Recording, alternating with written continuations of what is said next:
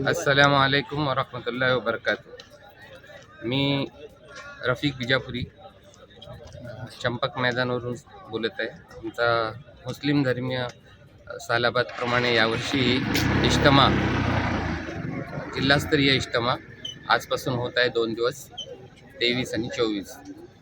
त्याकरिता जिल्ह्याभरातून मुस्लिम धर्मीय आमचे बांधव 10 ते 15,000 जवळपास लोकसंख्येच्या हिशोबाने येणार आहेत आणि त्यांची सर्व व्यवस्था राहण्याची खाण्याची सर्व इथे केलेली आहे।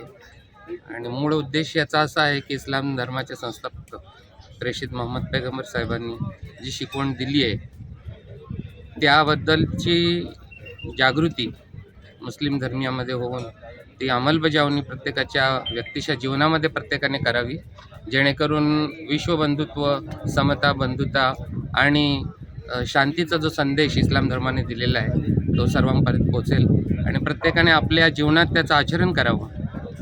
जे काही इस्लामचे हे दिलेले आहेत, शिकवण दिलेली आहे, त्या शिकवणीनुसार प्रत्येकाने आचरण करावं आणि त्याकरता लोकांच्या प्रबोधनाकरता हा इज्तिमा दरवर्षी केला जातो।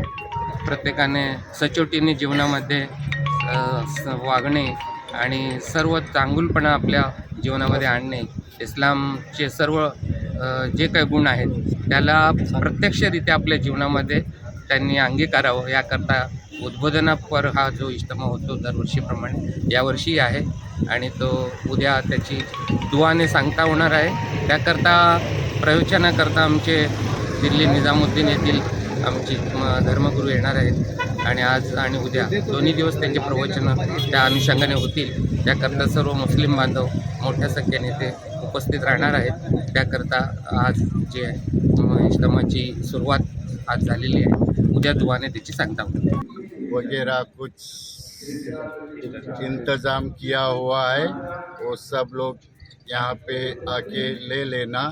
कम से कम यहाँ पर 50,000 आदमी लोग आने की उम्मीद है, इसलिए हम इन्हें पूरा बंदोबस्त करके यहाँ पे आए हुए हैं। तो आप यहाँ पे सब लोगों ने चाय पानी शरबत वगैरह फ्रूट वगैरह लेने के लिए आना, बड़ी मेहरबानी हो जाएगी। टाइम्स डिजिटलला लाईक करा, शेअर करा, सबस्क्राईब करा आणि बेल आयकॉन दाबायला विसरू नका। Times digital.